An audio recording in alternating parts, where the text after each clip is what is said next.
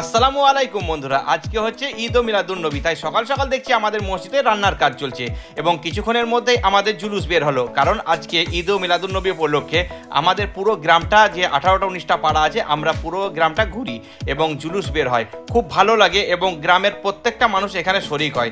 অনেকটাই ভিড় হয়, বিশেষ করে আমাদের কাজী পাড়াতে যে মসজিদটা আছে এবং যেখান থেকে জুলুসটা বের হয় সেখানে প্রচুর লোক, এবং পুলিশ প্রশাসন আমাদেরকে খুব সহযোগিতা করেন। তারাও আজকেও ছিলেন।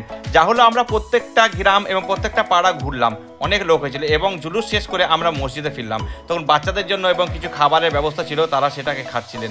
সকলে খাওয়া দাওয়া হয়ে গেলে আমিও বসলাম একটু খেতে।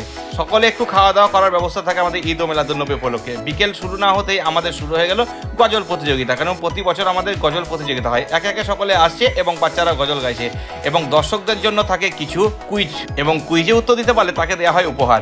যা হলো, আজকে অনুষ্ঠানটা খুব ভালোই হলো এবং সকলে মিলে এই অনুষ্ঠানটা সহযোগিতা করেছে। প্রতি বছরের ন্যায় এই বছর আমাদের খুব ভালো হয়েছে ঈদ ও মিলাদুন্নবী। যা হলো, ফার্স্ট সেকেন্ড থার্ড সকলকে প্রাইজ দেওয়ার পর একটা গ্রুপ ফটো নিয়ে প্রোগ্রামটা শেষ করলাম।